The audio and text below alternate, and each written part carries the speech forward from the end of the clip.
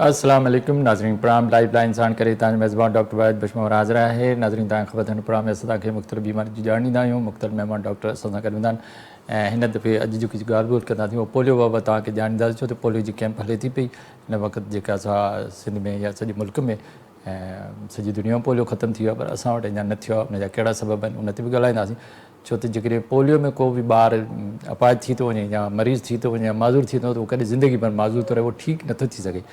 ऐं हिन वक़्तु बि सॼे मुल्क में 30 ॿार अहिड़ा आहिनि जे पोलियो जी बीमारी में मुब्तला आहिनि, 9 सिंध में मौजूदु आहिनि। त असां कोशिशि कंदासीं तव्हांखे ॼाण ॾियूं ऐं छो अॼु ताईं असां पंहिंजे मुल्क मां पोलियो खे ख़तमु छो न करे सघिया आहियूं। हिन वक़्तु जेका मुहिम हले इन बारे में बि ॼाण ॾींदासीं त उहा कीअं पई हले, उहा केतिरो कामयाबु आहे, उनजो प्लान छा आहे, आम माण्हुनि ताईं कीअं पहुता आहिनि, अञा सूरत हाल कीअं आहे, इन सॼे पहलू ते तव्हांखे ॼाणींदासीं। इन सिलसिले में अॼु मूंसां गॾु जेको महिमान आहे उहो आहे डॉक्टर अज़ीम ख्वाजा, जेके पाण टीम लीडर आहिनि यूनिसेफ जा पोलियो एराडिकेशन EOC सिंध में, जेके सॼी सिंध खे ॾिसनि था।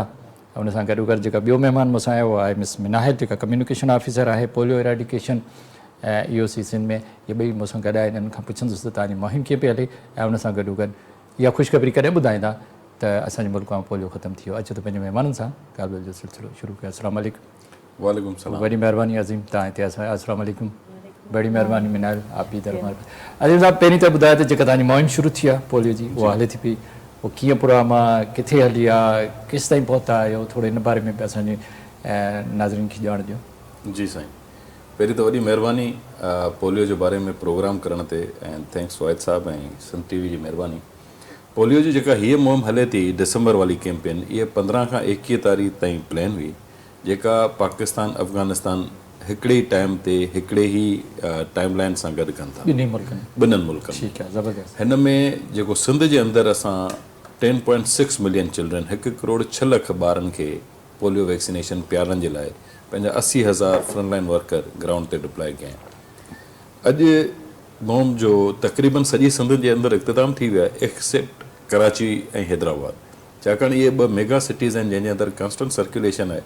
उते असां कैंपेन जा थोरा डेज़ वधाए छॾिया आहिनि, त अॼु उनजो कैचअप जो सेकेंड लास्ट डे आहे, सुभाणे आख़िरी ॾींहुं आहे, जंहिंजे अंदरि पोइ असांजी इहा मुहिम इख़्तिताम ते पहुचंदी आचर वारे ॾींहं ते। केतिरो कामयाबु थिया आहियो तव्हां सम्झो था? सर, मुहिम जी कामयाबी जो अंदाज़ो थींदो आहे त असां केतिरनि ॿारनि खे वैक्सीनेशन करे सघियासीं। हा, हाणे ताईं जो जेको असां वटि नंबर्स रिपोर्ट थिया आहिनि असांजे इमरजेंसी ऑपरेशन सेंटर जे अंदरि, उन में लॻभॻि असां 95% खां मथे ॿारनि ताईं रसाई हासिलु कई आहे, बाक़ी तमामु डिवीजन्स जे अंदरि। लेकिन कराची जे अंदरि असां 90% ते पहुता आहियूं।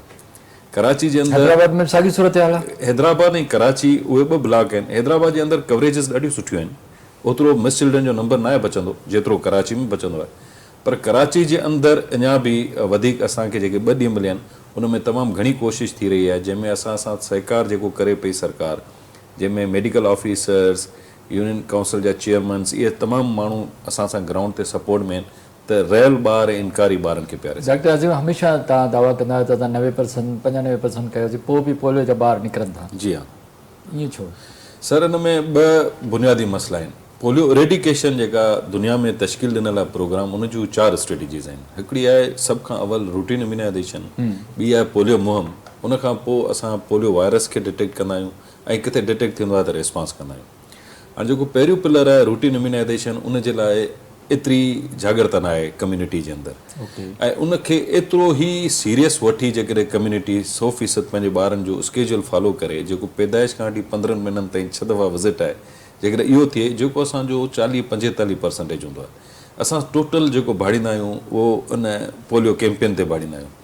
उन में अक्सर असांजा जेके माण्हू जेके मूवमेंट में हूंदा आहिनि, असांजी वॾी पॉपुलेशन मोमेंटम आहे, ऐं कराची ॼण त होस्ट आहे पूरी कंट्री जो, माण्हू अचनि था, एतिरी लॾ पलाइण थिए थी, इंटरनल एक्सटर्नल माइग्रेशन थिए थी, उनजे करे जेको रहिजी वञनि ॿार आहे ऐं जेका डिमांड जनरेशन कान्हे कम्यूनिटी जे अंदरि हिन वैक्सीन जे लाइ, छाकाणि माण्हुनि खे शायदि अञा ताईं इहो लॻे थो त पोलियो जस्ट हिकिड़ी आम एमरजेंसी आहे, पर उन्हनि खे शायदि जेका तव्हां अर्ज़ु रखी पहिरीं ॻाल्हि, त इहा मुस्तक़िल माज़ूरी जो सबबु बणिजे थी, इहा बीमारी, हिन जो को इलाजु कोन्हे सवाइ एहतियात जे, शायदि माण्हू अञा ताईं बि गाफ़िल आहे। ठीक है। अच्छा मिनाल, आप कम्युनिकेशन ऑफिसर हैं एरेडिकेशन में, EOC में, जो एमरजेंसी ऑपरेशन हमारा जो सेंटर है उसमें, तो क्या पब्लिक को इतनी नॉलेज है कि वो बच्चों को पोलियो के कतरे सही पिलाएं या अभी और देनी पड़ेगी? آئی تھنک ہمیں اور دینی بھی پڑے گی. جن کے پاس نالج ہے وہ اچھی نالج ہے. کچھ لوگ ہیں جن کے پاس مس انفارمیشن بہت زیادہ ہے. کچھ لوگ ہیں جو قطروں میں بلیو ہی نہیں کرتے ہیں کیونکہ ان کو لگتا ہے وہ غیر اسلامی ہیں اور مس انفارمیشن جیسے میں نے کہا اس کی وجہ سے.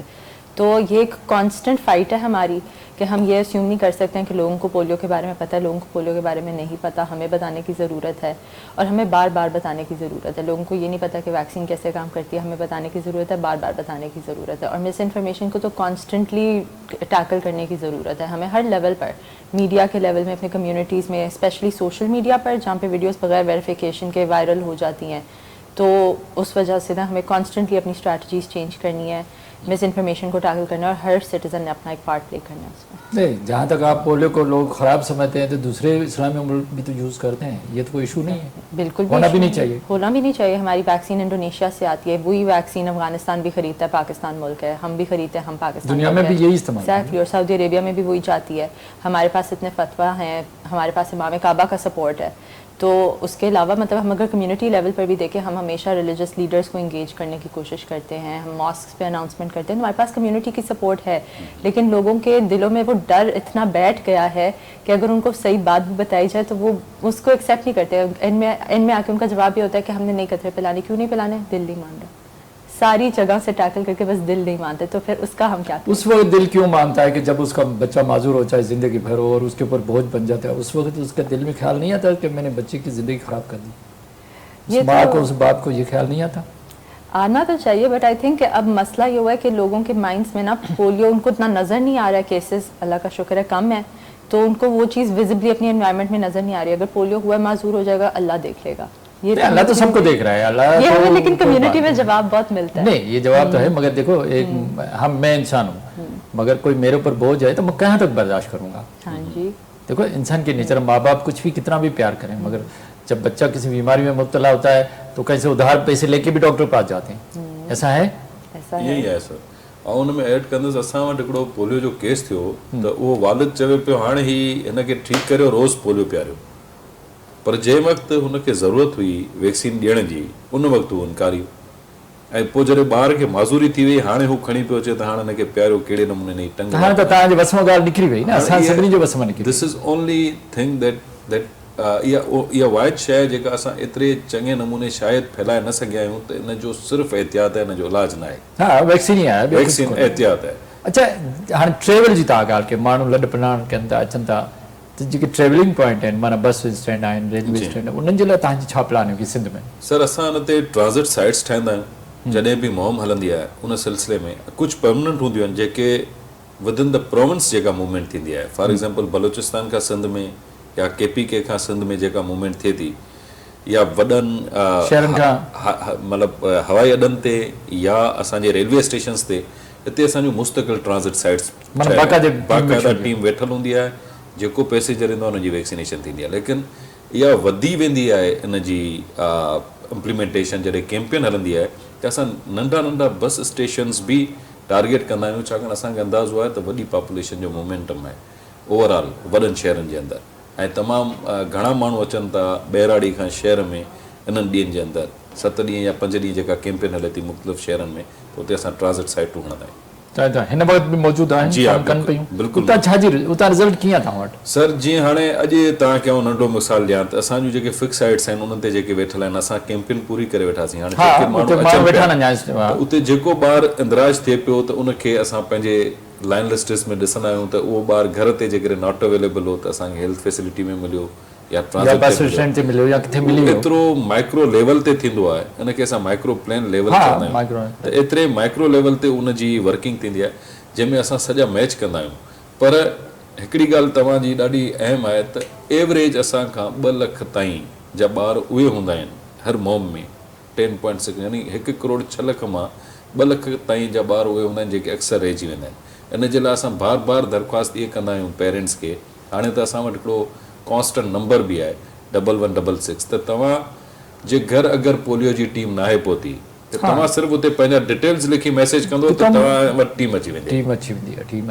अच्छा मिनाल, मुझे ये बताएं कि लोगों को, वालिदैन को, जैसे डॉक्टर साहब ने बोला कि अभी भी हमारे 2 लाख ऐसे बच्चे हैं जो हमसे किसी न किसी तरह से रह गए, किसी न किसी, तो तो जो रीजंस है, जो भी रीज़न है, किसी ने छिपा दिया, किसी ने बताया नहीं, किसी ने जवाब दे दिया, किसी ने रिफ्यूज़ कर दिया, टीम ने कोई गड़बड़ कर दी, तो कैसे पब्लिक को मनाया जाए कि माँ बाप अपने बच्चे की हमदर्दी में ये सारी हरकतें छोड़ दें और पोलियो पिलाएं? उसमें कम्युनिटी का बहुत इंपॉर्टेंट पार्ट है ना। तो ये तो मैंने खुद पर्सनली नोटिस किया कि आप घर में कतर पिलाने जाते हो, माँ नहीं मानती है, माँ को मनाने के लिए उनकी भाभी, उनकी देवरानी मानती है, फिर अगर वो नहीं उससे नहीं मान रहे होते तो उनके घर में बड़े होते हैं, उनको मनाए तो वो मानते हैं। कुछ घरों में माएँ और वालिदैन वगैरह रिफ्यूज़ नहीं करते हैं, लेकिन उनके सास ससुर रिफ्यूज़ करना शुरू हो जाते हैं, ग्रैंड पेरेंट्स रिफ्यूज़ करते हैं। तो फिर उसके हिसाब से स्ट्रैटेजीज हमारी चेंज होती रहती है। हमने जिस तरह दादी को मनाना है, नानी को मनाना है, उस थोड़ा सा डिफरेंट है पेरेंट्स को मनाना। तो हर कम्युनिटी मेंबर का पार्ट हुआ ना कि मेरे घर में अगर मेरे बच्चे हैं या फिर मेरे ग्रैंड चिल्ड्रन है तो मैं उनको प्रोटेक्ट करूँगी। फिर जो बड़े बच्चे हैं जिनके 5 साल से कम उम्र छोटे बहन भाई हैं, वो अपने पेरेंट्स को कन्विंस करें कि हम हमारे बहन भाइयों की सेहत का ख्याल रखें, उनको पोलियो के ड्रॉप्स पिलाएं। उनके अंदर भी अवेयरनेस है। फ़ोन्स तो सबके पास है, सोशल मीडिया पर तो सब हैं। तो आई थिंक इतनी अवेयरनेस तो हम एक्सपेक्ट कर सकते हैं ना अपनी कम्युनिटी से। फिर अगर आप घर में आप देख लो, नेबरहुड में देख लो कि अच्छा उनके घर नया बच्चा हुआ है, आप उनको जाके कहो कि आप मतलब रूटीन इम्यूनाइजेशन करवा लें, अपने बच्चे को कोई ना कोई वैक्सीन लगवा लें। मुहिम जब चल रही होती है उसमें उनके घर जाके एक बार कंफर्म कर लें कि आपने लगवाया हो, और अप्रिशिएट करें उन पेरेंट्स को जिन्होंने अपने माइंडसेट्स चेंज किए, और उन्होंने उनकी फिर आप सपोर्ट लें कि अच्छा हमारे पास भी खदशात थे, हमने उनको एड्रेस किया, हमने अपना माइंडसेट चेंज किया, तो हम आपको कन्विंस करने के लिए आए हैं और हम ये करते हैं and it has worked for us. कोई फ़र्क पड़ा है? हाँ जी, हमारे रिफ्यूज़ल्स कम हुए हैं, तो इसीलिए तो सिंध में केसेस भी कम हुए हैं। पिछले साल हमारे पास 74 केसेस थे वैसे पाकिस्तान में, and now we down to 30 cases. तो दीज स्ट्रैटेजीज हैव वर्कड। लेकिन मसला यार है, जब तक एक बच्चा वैक्सीनेट नहीं होगा तब तक हम उसको पोलियो वायरस को ख़त्म नहीं कर पाएंगे। बकौल डॉक्टर कह के अगर सिंध के अंदर 2 लाख या उससे कम भी बच्चे अभी हमसे किसी न किसी तरह से रह जाते हैं, तो ये तो बड़ी फिक्र है ना। अगर उसमें 10 भी निकल आए तो आपके पोलियो ख़त्म तो नहीं हुआ ना। तो इन लोगों तक पहुंचना तो है। हाँ जी, क्या कैसे पहुंचना चाहिए? हम अपनी तरफ से तो पूरी कोशिश डिप्लॉय कर रहे हैं। हम कम्युनिटीज़ में जाके उन लोगों के साथ इंगेज करते हैं, उनके घर जाके बैठते हैं। उसके अलावा उनको उनकी कम्युनिटीज़ में जो बड़े होते हैं, जो इन्फ्लुएंशियल लोग होते हैं उनकी कम्युनिटीज़ में, उनके पास जाके बिठाते हैं, वहाँ पे उनसे बात करते हैं। हम उनको रिलीजियस लीडर्स उलमा के साथ इंगेज करते हैं। हम स्कूल्स में जाके वैक्सीनेट करने की कोशिश करते हैं बच्चों को, क्योंकि वहाँ पे हमें ज़्यादा बच्चे मिल जाते हैं एक एरिया में, और एक प्रिंसिपल वगैरह इनको कन्विंस करना होता है तो वो थोड़ा ईजी होता है। तो there is a lot of strategies that we use. अब हमारे पास मीडिया का इसमें इतना बहुत इंपॉर्टेंट रोल प्ले करते हैं कि मीडिया में, न्यूज़ में अगर कोई मिस इन्फॉर्मेशन आ रही है तो उसको हम किस तरह से आपको सही इन्फॉर्मेशन दे सकें कि आप वो नशर करें rather than misinformation and disinformation. उसके अलावा सोशल मीडिया पर वी ट्राई, हमारा एक बहुत अच्छा नेटवर्क है जिसमें पोलियो कहीं पे भी मेंशन हो रहा होता है तो हमें पता होता है वो क्या बात कर रही है, तो हम उसको कोशिश करते हैं कि जर्नलिस्ट जो बात कर रहे हैं, या फिर अगर सिविलियन कोई बात कर रहा है टिकटॉक पर फॉर एग्जांपल, गलत तरीके से कोई खबर आ गई है तो हम उसको एड्रेस करें, उनसे बात करें। और हमारे यूसी लेवल पर, हर लेवल पर तो हमारा स्टाफ है, तो देर ऑल एंगेज, दे नो कि ये बात कौन करे, कैसे करे। तो बेस्ड ऑन द पर्सन हम अपनी स्ट्रैटेजी टेलर करते हैं कि इनको किस तरीके से हम बात करें कि वो प्यार से बात हो और वो समझ जाए।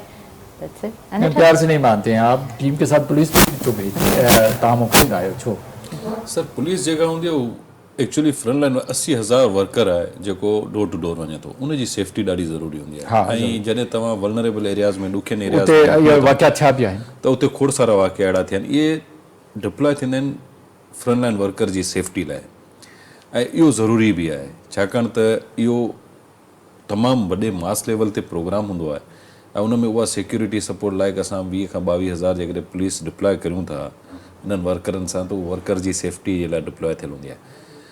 जॾहिं वर्कर सां का मिसबिहेव थींदो आहे या माण्हू जॾहिं उन्हनि सां ऑफेंस थी वेंदा आहिनि ऐं उहे जॾहिं उन ते वहण ते अची वेंदा आहिनि त उन्हनि सूरत में सरकार जी मशीनरी ज़ाहिरी ॻाल्हि आहे उहा एक्टिव थींदी आहे। ऐं हिन प्रोग्राम जी सीरियसनेस इहा आहे त नेशनल लेवल ते इन खे प्राइम मिनिस्टर चेयर करे थो, प्रोविंशियल लेवल ते इन खे चीफ मिनिस्टर चेयर करे थो, त तव्हां हुन मां अंदाज़ो लॻायो everybody is so serious from top to down, त हर मशीन सरकारी मशीनरी मूव ते हूंदी आहे। न हूंदी आहे। हाणे सीएम साहब जॾहिं ओपनिंग कई त बाक़ाइदे सॼी मीडिया पियो थिए त चवे थो त 5-10 सेकंड त ॾियो, असां त पूरो कलाकु ॾियण लाइ तयारु आहियूं, भई पोलियो ख़तमु थिए। सीएम सुठी ॻाल्हि थो करे त ॿार हुनजे सूबे में या मां या तव्हां डॉक्टर, त ॿार माज़ूर छो हुजे, को बि ॿारु माज़ूर न हुजे न, उहो सिहतमंद ज़िंदगी गुज़ारे, सुठी ज़िंदगी गुज़ारे। जी हाँ। त मतिलबु इहो आहे त इहा जेका तव्हां पुलिस मोकिलियो था इहा पंहिंजे वर्कर खे सेफ्टी लाइ, पर किथे किथे जेकॾहिं माण्हू नथा प्यारनि, छा फोर्सली प्यारण लाइ बि को अहिड़ो मूव थींदो आहे? सर एक्चुअली इन जो जवाबु इहो आहे त असां वटि वैक्सीनेशन जे लाइ लॉस बि मौजूदु आहिनि। सही आहे, वैक्सीनेशन एक्ट मौजूदु आहे, हिकिड़ो माण्हू रिफ्यूज़ थो करे। वैक्सीनेशन एक्ट जेको चवे थो उहो चवे थो त जेकॾहिं केरु इनकार करे थो ऐं पंहिंजे ॿार जी वैक्सीनेशन रोके थो त उनखे फोर्सफुली कयो, उनखे फोर्सफुली उनखे तव्हां जेल कस्टडी मोकिले सघो था, उनखे 40,000 रुपया दंड बि विझी सघो था, बट सरकार ईअं करणु नथी चाहे। ज़ाहिर आहे पंहिंजी पब्लिक चाहे थी त इहा पब्लिक असांजी आहे, असां बिहेवियर्स मटायूं, हुननि जो सम्झायूं, उन्हनि खे वैक्सीनेशन खां बहितर कयूं। ॾाढो सुठो। तव्हां सां ॻाल्हाइण जो सिलसिलो जारी आहे, पर वक़्तु वञण जो वक़्फ़े जो नाज़रीन वठूं था हिकिड़ो नंढो वक़्फ़ो।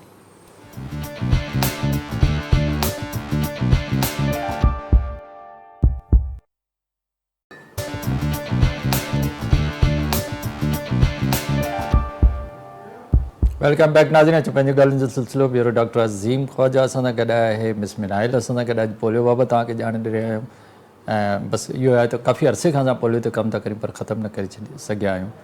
इंशाल्लाह अॻिते ज़रूरु ख़तमु कंदासीं। जी डॉक्टर साहब, तव्हां सां ॻाल्हि पई हली त जेका हाणे तव्हां इहो सॼो कमु कयो पिया, सॼी प्लानिंग ठाहे पिया, तव्हां सम्झो था किथे तव्हांखे रुकावटूं अचनि थियूं जे कुझु ॿार रहिजी था वञनि? कहिड़ियूं रुकावटूं? सर रुकावटूं इहे आहिनि त स्टेप्स हूंदा न। जी हाँ, असां जेको इहो वर्क कंदा आहियूं, पहिरीं तव्हांखे प्रोसेस सम्झायां त तव्हांखे रुकावट अंदाज़ो थिए। त असां वटि नंढी लेवल ते टीम्स, एरिया इंचार्ज ऐं यूनियन काउंसिल लेवल ते हिकिड़ा नंढड़ा नक्शा ऐं उन्हनि जी माइक्रो प्लान तयारु, माइक्रो प्लान कैचमेंट एरिया हूंदी, कैचमेंट एरिया, उन जी आबादी बि लिखियल हूंदी आहे, ॿार बि लिखियल हूंदा, घर ॿार ऐं तमामु तफ़सील लिखियल हूंदा आहिनि, राइट। हाणे उन में जॾहिं 80,000 वर्कर आहे त उन में सभु माण्हुनि जी ट्रेनिंग कैपेसिटी बिल्डिंग थींदी आहे, हर माण्हू पंहिंजी लेवल ते सम्झे थो। कोशिशि सभिनीनि जी इहा हूंदी आहे, असां वटि सिंध जे अंदरि असां ॾिठो आहे त केरु इंटेंशनली मिस्टेक, माना ॼाणी वाणी केरु मिस्टेक कोन कंदो आहे, ग़लती सां को रहिजी बि सघे थो। जीअं तव्हांजे घर आया त तव्हांखे पंहिंजे घर जा ॿार त पुछो, लेकिन महिमाननि जो सुवालु विसरी वियो ऐं महिमाननि जो उन्हनि पुछियो न, हिते ॿार रहिजी सघनि था। असांजा हिकिड़ा ॿार स्कूल में हुआ जिन खे असां घरनि ते इंतज़ारु बि कयोसीं, पर उहो हुतां मदरसे हलिया विया, असांखे उहो ॿारु आख़िर ताईं ट्रेक न थियो।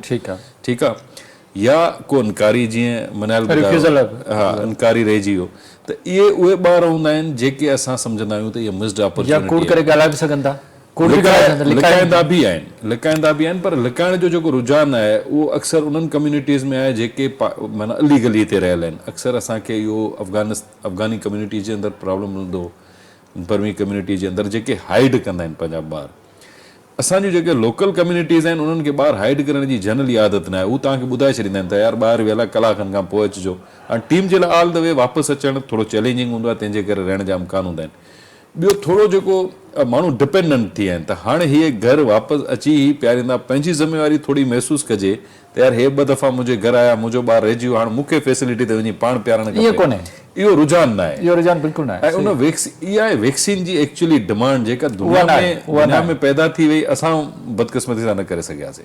इहो वॾो फैक्टर आहे त असांखे अगेन एंड अगेन स्ट्रगल उन ई टीम खां कराइणी पवंदी आहे त तव्हां वापसि वञो ऐं जेतिरी कोशिशि करे सघंदा आहिनि। छाकाणि जेकॾहिं तव्हां 2 लख नंबर ॾिसो पिया वॾो आहे त इहो 1.25 करोड़, माना करोड़ ॿारनि मां आहे, त खणी 2% आहे, पर 2% आहे, पर आहे वॾो आहे न, भले 2% हुजे, पर जेकॾहिं ॾिसो न तव्हांजे सिंध में 5 ॿार पोलियो में माज़ूर थियनि था त थिया न, बिल्कुलु डिनाई तो नथा करे सको। अच्छा मिनाइल, आप कम्युनिटी में गई, कभी कोई एक्सपीरियंस है किसी टीम के साथ, पब्लिक का क्या रिलेशन है, टीम कैसे काम करती है, कोई गड़बड़ तो नहीं करती? थोड़ा ये एक्सपीरियंस शेयर करें। हमारी टीम जो है बहुत ज़्यादा मेहनत का काम कर रही है। हमारा जो डे होता है वो स्टार्ट होता है, मॉर्निंग ब्रीफिंग होती है, उसके बाद टीम्स अपने अपने एरिया में जाती हैं, वो एक घर में आपका कोई एक्सपीरियंस है जाने का? हाँ जी, इस हफ्ते तो इस समय में तो ज़रूर है। तो टीम सुबह के टाइम पे जाएंगी, वहाँ पे हर घर पर नॉक करेंगी, देखेंगी कि बच्चे अवेलेबल हैं या नहीं। अक्सर होता है कि सुबह का टाइम होता है तो बच्चे सो रहे होते हैं, तो पेरेंट्स इतना जगाने के उसमें नहीं होते हैं, तो हम उनको टाइम दे के आते हैं कि अच्छा चले इस टाइम पे 12 बजे बच्चे उठ जाएंगे तो ठीक है, हम इस टाइम पे आ जाए। कुछ बच्चे अगर स्कूल्स में होते हैं, मदरसों में होते हैं, तो या तो वो स्कूल या मदरसों में वैक्सीनेट हो जाएंगे, या फिर अगर वो वापस आएंगे तो हम उनसे पूछ लेते हैं कि किस टाइम पे आएंगे। अगर 12-1 बजे आता है तो फिर हम रीविजिट करते हैं उन्हीं घरों को। और कुछ कम्युनिटी में मोस्टली हमारे पास कवरेज तो बहुत अच्छी है, लाइक 1% ही मिस होता है हमारी टोटल कवरेज में से, तो कम्युनिटी बहुत अच्छी भी है, हमें चाय पानी ऑफर करती है। मगर बच्चे तो छिपा देती है, बहुत कम लोग छुपाते हैं। ये तो एक्सपीरियंस है, आपको भी है। छुपाते तो देखो हैं। जब तक हम अपनी जो गलतियां हैं उनको नहीं पकड़ेंगे हम खत्म नहीं कर रहे हैं, इसमें कोई बुराई नहीं है। गवर्नमेंट बड़ा इंटरेस्ट ले रही है, बड़े पैमाने पे ले रही है, मुझे पता है मिनिस्टर हो ऊपर से वजीर आज़म से भी किसी ने किसी पोलियो खत्म, मगर गलतियां तो हम करते हैं, हो ये तो जाती माननी है। पड़ेगी। हाँ जी हो जाती है, लेकिन उसमें हमारी टीम ट्रेन वेरी वेल ना, हम किस तरह से फर्स्ट हमारी कम्युनिकेशन क्या होती है, interpersonal communication with the parents, हम पूछते हैं घर में जाके कि अच्छा आपके घर कोई 5 साल से कम उम्र बच्चा है, अगर हमें कुछ छोटे जूते नज़र आ गए बच्चे के तो हमें अंदाज़ा खुद भी हो जाता है। बाकी हमारे साथ नेबर्स इतना ताउन करते हैं, अगर हमें शक हो रहा होता है कि इस घर में कोई बच्चा है वो नहीं बता रहे हैं तो हम नेबर्स जो कंप्लाई करते हैं, जो वैक्सीनेट करते हैं, हम उनसे पूछ लेते हैं, जो कम्युनिटी में बड़े होते हैं हम उनसे पूछ लेते हैं। तो इस तरीके से हमारे पास प्लान काफ़ी अच्छा और सॉलिड आ जाता है। लेकिन बात एंड में वही आती है कि अगर एक बच्चा भी रह गया तो फिर प्रोग्राम का तो सक्सेस रेट थोड़ा कम हो गया ना। तो एक बच्चे को रीच करना ज़रूरी है, कि एक बच्चे को वैक्सीनेट करना ज़रूरी है। कम्युनिटी को जो है, जो लोग हैं आम हमारे, उनको कैसे आप कम्युनिकेशन ऑफिसर हैं, आप समझती हैं कैसे उन लोगों को कैसे माइल किया जाए कि ये जो हमारे जो थोड़े बहुत बच्चे रह गए ये भी कंप्लीट 100% हम जो है ना कवरेज पे पहुंच जाए, क्या करना चाहिए? सबसे पहले तो आई थिंक उनकी बात सुननी चाहिए। वो तो सुनते हैं, मेरे ख्याल टीम सुनती है। टीम सुनती है, टीम के अलावा कम्युनिटी भी साथ साथ सुने ताकि देखें कि कहाँ से वो मिस इन्फॉर्मेशन उनके पास आ रही है। और वैलिड कंसर्न्स भी हो सकते हैं, कभी उन्होंने कहीं से न्यूज़ सुनी और उसके बाद उनके पास फैक्ट्स कभी नेगेटिव चीजें आती हैं। एग्जैक्टली। तो और हर किसी का इतना मतलब जार्गन मेडिकल जार्गन होती है, हर किसी को पता भी नहीं है कि एग्जैक्टली पोलियो वायरस कैसे कॉज करता है, कौन सी माजूरी होती है, किस तरह से वो लगता है आपको जब वायरस होता है। पैरालिसिस के तो इतने टाइप्स होते हैं, लेकिन polio looks a certain way to. तो लोगों को ये बताना कि अच्छा पोलियो इस तरह से आपकी बॉडी को अफेक्ट करता है, उसके पहले सिम्टम्स ये होते हैं। हमारी टीम एक्चुअली जाके पूछती भी है कि ढीलापन महसूस हो रहा है किसी बच्चे को, आपने सुना हो कोई ऐसी बात हो रही हो, ताकि हमें ऑलरेडी पता चल जाए कि कहाँ पे जाके हमने टारगेट करना है, किन बच्चों को, किन किन घरों को। तो the team works, but the team works because the community. आपको कोई ऐसा एक्सपीरियंस, कोई ऐसी गलती जिसको हम खत्म करें तो फौरन पहुंच जाए, कोई ऐसी गलती है जो अभी पकड़ना चाहिए पब्लिक में? टिकटॉक पे बहुत ज्यादा मिस इन्फॉर्मेशन है, कंसिस्टेंटली हर कैंपेन में उनको सामने आता है। जो गलत इन्फॉर्मेशन हाँ उसको जी, रोकना चाहिए, हाँ हमें जी। पॉजिटिव इन्फॉर्मेशन देनी चाहिए। एग्जैक्टली। तो यही है कि अगर आप कभी भी कोई ऐसी इन्फॉर्मेशन देखते हैं जो आपको लगता है कि ठीक नहीं है, या फिर आपके कोई खदशात होते हैं, तो आप एक तो उस वीडियो को रिपोर्ट करो, या फिर आप हमारी हेल्पलाइन है 1166 पे रीच आउट करें, हमसे पूछें। Like again we are here to help, we are मैं जरूर आपसे पूछूंगा कि पब्लिक में कैसे डिमांड पैदा की जाए कि वो हमारे पास है। अच्छा डॉक्टर साहब, पोलियो बीमारी छा आहे, थोड़ा आम माण्हुनि खे ॿुधाए त सही कीअं शुरू थींदी आहे, कहिड़ियूं निशानियूं हूंदियूं आहिनि, छा हूंदो ॿार कहिड़ी कंडीशन में हूंदो आहे? अच्छा, पोलियो हिकिड़ो वायरस आहे। अच्छा, पोलियो जा 3 टाइप्स आहिनि बुनियादी तौर ते। असां पाकिस्तान मां 2 टाइप रेडिकेट करे चुका आहियूं। हिकिड़ो अञा मौजूदु आहे। हिकिड़ो जेको मौजूदु आहे इहो ओरोफिकल रूट असां हुनखे चवंदा आहियूं। इहो मुंहुं जे ज़रिए वञे थो, ॿार जे अंदरि दाख़िल थिए थो, ऐं पंहिंजी जेका वाधवीज आहे उहो नंढे आंडे जे अंदरि, ॿार जे नंढे आंडे जे अंदरि उहो वाधवीज करे थो, उन मां हू एनवायरमेंट में बि फैलिजे थो। साण गॾु ॿार जी ब्लड स्ट्रीम में शामिल थी जेको स्पाइनल कार्ड आहे, जेको असांजी रीढ़ जी हड्डी, उन जो मोटर कंपोनेंट जेको अॻियूं हिसो आहे उनखे उहो मुस्तक़िल उहो खाई छॾे थो, ॼण खाइजी वियो। एतिरी क़ुवत आहे उन वायरस में। उहो वायरस जॾहिं हू मुस्तक़िल हिसो ई खाई छॾे थो त उहो जेको हिसो लॉस थी वियो उहो मुस्तक़िल लॉस थी वियो। अच्छा, हाणे हीउ वायरस एतिरो ख़तरनाक आहे, सही आहे। वैक्सीन कंहिंदी कमु करे त जॾहिं पाण इहे ओरली ड्रॉप्स ॾींदा आहियूं त इहा वञी उन्हनि सॼनि रिसेप्टर्स ते नंढे आंडे जे अंदरि वेही थी रहे, जंहिं जॻह ते वायरस लॻी सघे थो उते उन्हनि खे रोके थी, प्लस में को ते मुदाफ़ित पैदा करे थी। जेकॾहिं इहो वायरस अचे थो त ॿार जे अंदरि उहो को ते मुदाफ़ित आहे जेका उन वायरस सां विढ़ी सघे थी, उनखे ख़तमु करण जी सलाहियत रखे। अच्छा, कहिड़ी साइन, छा बुखार ईंदो पहिरीं ॿार खे आम तौर ते बुखार, पुठनि में सूर, उल्टी, आम बुखार जेको 1% ॿारनि में सिर्फ़ु पैरालिसिस थींदी आहे। इहा ॾाढी इंपॉर्टेंट ॻाल्हि आहे जेका आऊं वरी वायरस सभिनी में हुजे पर सभिनी खे न थींदो। 200 ॿार मुतासिर थींदा आहिनि, उन्हनि मां 1 ॿार माज़ूर थींदो आहे। यानी असांखे ख़बर न आहे त हिन वक़्तु केतिरनि ॿारनि जे आंडनि में इहो पोलियो वायरस बुखार त हर कंहिंखे आहे, हर ॿार खे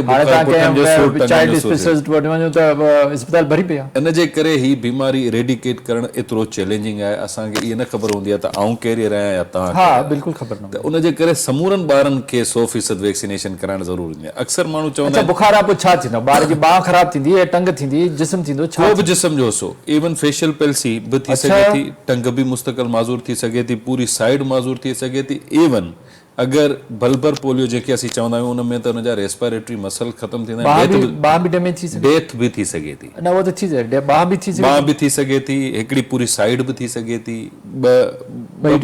ॿई टंगूं बि थी सघनि थियूं। त हिन में जेतिरो इंटेंस हूंदो वायरस ओतिरो ई हिसो हू डैमेज करे सघे थो। ऐं बल्बर पोलियो अॻे जेके माज़ी में असांखे केस मिलंदा हुआ उहे उन्हनि खे रेस्पिरेटरी डोम्स में रखंदा, छाकाणि उहे रेस्पिरेटरी मसल्स ख़तमु थी विया त तव्हां साह अच्छा छा पोलियो जो जेकॾहिं को कंहिंखे थी वियो ॿार खे, तव्हां त हाणे ॾिसंदा पिया आहियो हाणे हिन वक़्तु बि सिंध में न, छा उहो ठीकु थी सघे थो? सर हिन जो को इलाज न छो न आहे? हिन जिद्दत जी जदीद दौर आहे, जदीद दौर में जेको स्पाइन आहे न, स्पाइनल कॉर्ड, उहा अॼु ॾींहुं ताईं कंहिं न ठाही। जॾहिं पाण चवंदा आहियूं रीढ़ जी हॾी कटिजी वई, हा त पोइ ख़तमु, उनजो मुस्तक़िल माज़ूर में ॻणिबो आहे। ईअं ई आहे जेको हिसो वायरस खाई वियो उनजी रिप्लेसमेंट नथी थी सघे। ॿियो ॼणो त दिमाग़ आहे, हा दिमाग़ सही आहे, दिमाग़ जो ई हिकिड़ो एक्सटेंशन आहे, उहो पोर्शन जेको लॉस थी वियो उहो मुस्तक़िल लॉस थी वियो, उनजी का रिप्लेसमेंट अॼु ॾींहुं ताईं कान्हे। असां केतिरा ई पोलियो जा केसिस ॾिठा आहिनि जिन पंहिंजी रिहेबिलिटेशन में 10 सर्जरीज़ बि करायूं आहिनि, still they are feeling problem की उन्हनि जी माना टंग में पावर न आहे। ऐं तव्हांखे हिकिड़ी ऐं तकलीफ़दार जेका शइ थिए थी पोलियो में उहो ॿुधाइणु चाहींदुसि, जेका अक्सर माण्हुनि खे ख़बर न हूंदी आहे। हाणे इहे कराईंदी आहे फ्लेसिडिटी, यानी मुंहिंजा मोटर मसल्स फंक्शन छॾे ॾींदा, जब भले सेंसेशन मुंहिंजी एज़ इट इज़ रहंदी, मूंखे दर्द उहो ई महसूसु थींदो, सेंसरी पंजे ते कमु कंदा आहिनि, मोटर ख़तमु। हाणे मुंहिंजो जेकॾहिं कंहिं गरम शइ ते हथु रखियलु आहे त आउं महसूसु एतिरो ई कंदुसि जेतिरी गरमाइश तव्हां या असां महसूसु कंदा, पर मूं में एतिरी ताक़त कोन्हे, सघ कोन्हे जो इहो हटाए सघां त मूंखे ॿिए ॿारनि जी मदद खपंदी आहे हुनखे हटाए।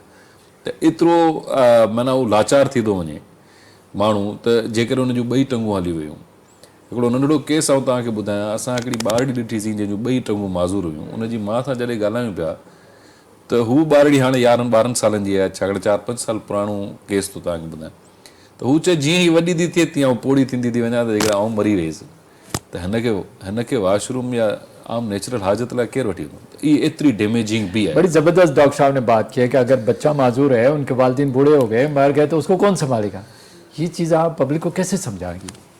हम अपनी कोशिश कर रहे हैं कि उनको सोशल मीडिया पे, अब डिजिटल मीडिया का दौर है, तो उनको जितना रियलिटी दिखा सकते हैं उतना दिखाएं। हमारे साथ काफ़ी ज़्यादा इन्फ्लुएंसर्स भी सपोर्ट करते हैं, हम उनको इनवाइट करते हैं कि जो पोलियो के सर्वाइवर्स हैं कराची में, सिंध में, हमारे साथ आके देखें कि वो कैसे काम करते हैं। बल्कि काफ़ी ज़्यादा पोलियो के सर्वाइवर्स एक्चुअली प्रोग्राम में हमारे साथ काम कर रहे होते हैं डिफरेंट लेवल्स। तो जब वो being a survivor of this illness हमारे साथ ताउन कर सकते हैं, हमें सपोर्ट कर सकते हैं, और हम कहाँ पे पीछे रहे? We have to play our part ना। वालिदैन हमेशा तो जिंदा नहीं रहेंगे ना, आप भी समझती हैं। तो उनका अगर बच्चा है तो कोई तो इसलिए उस बच्चे को अभी हिफाजत में क्यों नहीं रखते, रिफ्यूज़ क्यों करते हैं? आपके जहन में क्या चाह, आप कम्युनिकेशन में क्या चीज़ रह जाती है हमसे, क्या इन्फॉर्मेशन रह जाती है? अगेन मिस इन्फॉर्मेशन को टैकल करना रह जाता है, बार-बार बता दिया, माजूरी भी बता दी, बच्चे भी देख रहे हैं, फिर भी वो वालिदैन जो है जाते छुपा देते हैं या कुछ करते हैं, गड़बड़ करते हैं, जवाब दे देते हैं। खामखा क्यों अपने बच्चों को तकलीफ डालना उनको मज़ा आता है? मुंहिंजे ख्याल में जेको असां डोर स्टेप ते सर्विस ॾियूं था फॉर लॉन्ग टर्म, त माण्हू उन ते हमेशह डाउट कंदा त हे बाक़ी सर्विसिस छॾे हिन शइ लाइ छो अची था दरवाज़े ते बीहनि। जनरली असांखे जेका दर ते अची मिलंदी आहे उन ते असांखे शक थी थिए। इन जो जवाबु आहे, ठीकु आहे, ज़बरदस्त आहे, पर जेकॾहिं तव्हां वरी तव्हां चओ था असांजी रूटीन वैक्सीन जेका असां दर ते नथा खणी था उनजो पोइ रेशो केतिरो घटि आहे? उहो सर 50%। ॾिसो न, त पोइ तव्हां जे तो तव्हांखे कहिड़ी तकलीफ़ आहे, तव्हांखे रिफ्यूज़ बि थिए थो, उनजे बावजूद तव्हां दर ते वञो था, तॾहिं 90% ऐं 80% तव्हांजी कवरेज आहे, कवरेज थिए थी। हाणे इन में तव्हांजी जेका ॻाल्हि आहे हिनखे आउं लिंक कंदुसि त असां वटि वैक्सीन जी मजमूई तौर ते असां डिमांड पैदा ई न करे सघिया।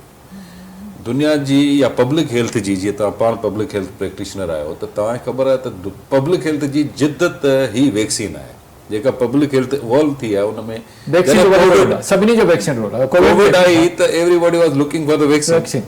हाणे वैक्सीन ही वाहिद इजाद आहे जेका लाइफ स्पेन खे एक्सपेंशन में मदद करे पई, दुनिया उनखे तस्लीम करे थी। असां कल्ह पाण में न पे वेही सघियासीं, कोविड वैक्सीन खां पोइ पाण कंफर्टेबल वेठा आहियूं, त हिनखे मजमूई तौर ते उजागर करणो पवंदो त वैक्सीन हल आहे। मैंने कैसे डिमांड पैदा की जाए कि मैं खुद बोलूं, फोन करूं कि आओ मेरे बच्चों को वैक्सीन पिलाओ? आई थिंक अवेयरनेस दी जाए ना पेरेंट्स को कि आपके बच्चे का हक है एक अच्छी जिंदगी, एक अच्छी सेहत, और उनको बार बार ये बात बताई जाए कि बच्चों का ख्याल हमने ही रखना है और किसी ने भी आके नहीं रखना है, और जहाँ पे आपको वो सपोर्ट मिल रही है तो आप वो सपोर्ट लें, वो सर्विस अवेल करें और खुद मतलब रीच आउट करें। हम अवेलेबल हैं, हम हर महीने आते हैं अपनी कैंपेन लेके। उसके अलावा हमारे फिक्स साइट्स भी हैं जहाँ पे आपको वही वैक्सीन मिलती है। एक ही वैक्सीन पूरे सिंध की हमारे पास आती है, डिस्ट्रीब्यूट होती है, वही चीज़ आपको प्राइवेट हॉस्पिटल्स में मिलती है, वही चीज़ आपको पब्लिक में मिल रही गवर्नमेंट के है। हर हॉस्पिटल मौजूद है, किसी वक्त भी जा Exactly, और सकते हैं। वैक्सीन वही है हर जगह, तो अगर आपको वो फ्री में मिल रही है, आपने पैसे देके करना है, आपका जो भी मोड अच्छा लगता है, मेथड अच्छा लगता है, आप वो यूज़ करो, लेकिन एटलीस्ट अपनी रिस्पॉन्सिबिलिटी तो पूरी करें ना एज पेरेंट्स, कि हमने अपने बच्चों की सेहत का ख्याल रखना है, उनको वैक्सीनेट करना है। उसके बाद अच्छा, जब आप गई फील्ड में आप किसी टीम को मिली होंगी ज़ाहिर है, Different teams को। बहुत सारी टीम से मिले होंगे, अपने सुपरवाइजर से मिले होंगे, तो क्या टीम और वालिदैन का आपस में कोई ऐसा गठजोड़ है जो बोगस रिपोर्ट बनाती है, ऐसी कोई रिपोर्ट मिली आपको? और वो सपोर्ट है, वो लाइक ताउन किया है ना उन लोगों ने साथ, इसीलिए तो कैंपेन सक्सेसफुल जा रहा है। अगर वो सपोर्ट नहीं मेरा होगा, ये सवाल नहीं है, मतलब वालिदैन ने बोला कि बाबा आप निशान लगा दो, कतरे नहीं पिलाओ, मैं भी बोलूँगा पिला दिया, उसने भी पिला दिया, कोई गलत मतलब बोगस में कोई उनका गठजोड़ है आपस में? नहीं ऐसे नहीं है। जो हमारे टीम, जो फ्रंट लाइन वर्कर्स है ना हमारी, वो उसी कम्युनिटी की होती हैं, वो उस कम्युनिटी को जानती है, क्योंकि उनका काम देखें सबसे मुश्किल है, उन्होंने दरवाज़ा खटखट आना है, बात करनी है पेरेंट्स से, तो वो उस कम्युनिटी की होती हैं, तो लोग उनको ट्रस्ट करते हैं ना कि अच्छा दरवाज़ा खटखट आए बगैर ही हमारे घर के अंदर आ जाओ, आके किसी हमें कतरे पे ला लो, तो वो ट्रस्ट पैदा ही यहाँ से होता है। तो वो जो आप कह रहे हैं ना कि like I guess like fake recording वगैरह ऐसे वालिदैन करके, से मिलके, हाँ वो बहुत बहुत रेयर इंस्टेंसेस होते हैं, वो गलतियां हो जाती हैं, ऐसी कोई बात नहीं है, लेकिन बहुत रेयर होता है। और कम्युनिटी इतना ज़्यादा साथ देती है, वो सिर्फ इसलिए देती है क्योंकि वो हमारी हेल्थ वर्कर्स को ट्रस्ट करती है, क्योंकि उन्होंने अच्छा टीम गलती करे थी अहिड़े क़िस्म जी?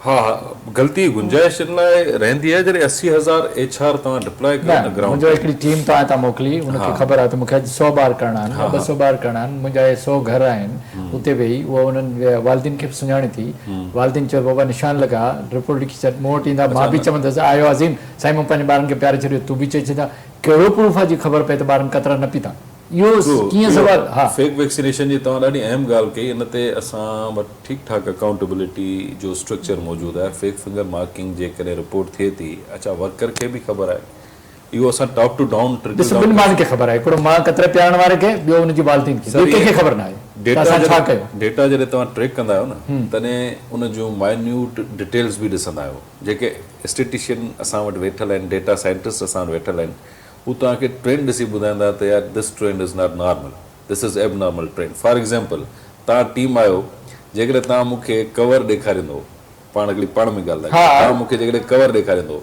त तव्हां मूंखे इनकारी न ॾेखारींदो, न इनकारी कोन ॾेखारींदो। हाणे जिते असांखे सब्सटेंशियली रिड्यूस नंबर ऑफ इनकारी ईंदो आहे न, त उते असांखे अगेन हिकिड़ो अलार्म ईंदो आहे त यार दिस इज़ अ डाउटफुल, जेको नंबर अचे पियो इहो रियलिस्टिक न आहे, ऐं उते वरी डिटेल वैलिडेशन्स थींदियूं आहिनि। असां 3 मेंबर बि डिप्लॉय कया आहिनि, 3rd मेंबर एड करे, मूंखे ख़बर आहे कि हुनखे असां माना विज़िबली वैक्सीनेशन प्रोसेस ॾिसण लाइ हिकिड़ो माण्हू as a independent monitor deploy बि कंदा आहियूं, हुन ते ठीकु ठाक अकाउंटेबिलिटी थी आहे। इहो इंस्टेंसिस थिया आहिनि माज़ी में, पर हुन जो रेशो ॾाढो घटि आहे, जेको मुनाइल ॿुधाइण बि चाहे त इहो इट्स इन पॉइंट्स। ऐं हाणे तक़रीबन टीमुनि वटि इहो मैसेज क्लियर आहे त यार वायरस त एनवायरमेंट में ॿुधाए पियो, तव्हां जेको बि करेंदो असांखे रिज़ल्ट हितां ख़बर पवंदी। त हाणे दिस इज़ समथिंग दैट जिते असां ॾाढी महिनत बि कई आहे।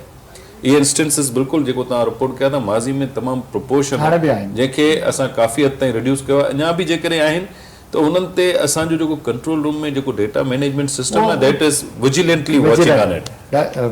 मनाल आप क्या कहेंगे कि आप कैसे पोलियो खत्म किया जाए 2 जुमलों में? कैसे पोलियो खत्म किया जाए? कोई प्लान तो होगा? सिर्फ वैक्सीनेशन, सिर्फ वैक्सीनेशन। क्या मैसेज है आपका अपने लोगों के लिए? कि अपनी नेशनल रिस्पॉन्सिबिलिटी पूरी करें, सिर्फ अपने, अगर आपके बच्चे नहीं हैं तो आपके नेबरहुड में तो बच्चे हैं, आपके बहन भाइयों के बच्चे हैं, मेक श्योर कि they get their vaccinations before they reach the age of 5 years, और अपने कंसिस्टेंटली लाइक चेक रखें। और दूसरा, जब मिस इन्फॉर्मेशन आपको नज़र आती है या गलत खबर नज़र आती है तो उसको रिपोर्ट करें, अगर आपने तस्दीक करनी है तो तस्दीक करें, instead of just sharing it ऐसे ना विदाउट वेरिफिकेशन, ताकि अपना एक छोटा सा पार्ट है, अगर लोगों के दिलों में डर है तो उस डर को और ज़्यादा ना बढ़ाएं। आपको व्यूज़ ज़रूर मिल जाएंगे लेकिन आपकी नेशनल रिस्पॉन्सिबिलिटी पूरी नहीं, आपकी एथिकल रिस्पॉन्सिबिलिटी पूरी नहीं होगी। तव्हां छा चवंदो कीअं पोलियो ख़त्म थींदो? सर मां इहो चवंदुसि त जेसि ताईं असां सभु मजमूई तौर ते if every department work as a health department then we can improve overall polio vaccination campaign. इन में मैसेज छा हूंदो हाणे? मैसेज मुंहिंजो पेरेंट्स लाइ, वालिदैन लाइ इहो आहे त इम्यूनाइज़ेशन खे तरजीह ॾियो। रूटीन इम्यूनाइज़ेशन पैदाइश खां वठी 15 माह ताईं 5 ॿारनि खे 6 दफ़ा रूटीन इम्यूनाइज़ेशन जा टुका लाज़मी लॻारायो। हर मुहिम जे अंदरि जेका वैक्सीनेशन टीम अचे थी उन वैक्सीनेशन टीम जो कमु ॾाढो ॾुखियो आहे, हुनजी इज़त कयो। उनखे वैक्सीनेशन जे लाइ पंहिंजा ॿार कढी ॾियो त महिरबानी करे तव्हां आया आहियो, तव्हांजी महिरबानी, तव्हां वैक्सीनेट कयो। ऐं मजमूई तौर ते जेके असांजा जेके सोशल सेक्टर जा माण्हू आहिनि, NGOs जा, सोशल साइंसिस जा, उन्हनि खे मुंहिंजी दरख़्वास्त हूंदी त इहा जेका एडवोकेसी आहे इहा नेशनल प्राइड आहे। ईअं न त असांजी अलॻि लाइन ठाहे दुनिया असांखे पोलियो जा ख़तरा पियारे ऐं ॿियनि सभिनीनि खे ॿी लाइन मां गुज़ारे। इन मां असांखे निकिरण जी सख़्तु क़िस्म जी ज़रूरत आहे। इहो टाइम आहे ऐं असां हाणे करे सघूं था। वरी महिरबानी डॉक्टर अज़ीम, बड़ी महिरबानी मनाइल आप हमारे पास। नाज़रीन, असांजा मौजूद महिमान असां वटि आया यूनिसेफ खां, WHO खां, जेके हिन वक़्तु मुहिम हले पई पोलियो जे हवाले सां। ॾाढी ज़बरदस्त ॻाल्हि कयूं त असां सभई गॾिजी उन में वालदीन, पब्लिक, इदारा सभु गॾिजी जेकॾहिं कोशिशि कयूं त दुनिया में पोलियो ख़तमु थियो आहे, असां बि ख़तमु करे छो नथा करे सघूं। ॿार लिकाइण जी ज़रूरत न आहे, ॿार खे माज़ूर करण जी ज़रूरत न आहे। जेॾी महिल बि का टीम अचे त हुनखे पंहिंजे ॿारनि खे 2 क़तरा पोलियो जा ज़रूरु पियारियो।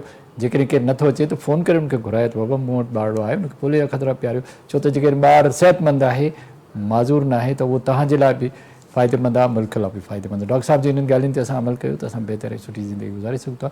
इन ते प्रोग्राम लाइफ लाइन जो वक़्तु पूरो थियो।